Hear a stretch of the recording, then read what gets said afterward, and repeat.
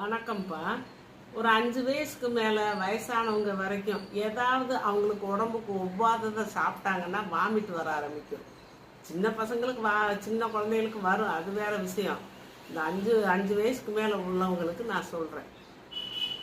Vomit வருதுன்னா அந்த ஒவ்வாத பொருள் உள்ளே போய் அந்த வயிற்றை கெடுத்து அது வேண்டாம் அப்படின்னு வெளியே தள்ளுறது தான் வாமிட்டு. அந்த நேரத்தில் நீங்கள் இவ்வளோ 2 இஞ்சியை தோலை சீவிட்டு நல்லா தட்டி ஒரு டம்ளர் தண்ணியில் போட்டு கொதிக்க வைக்கணும்ப்பா.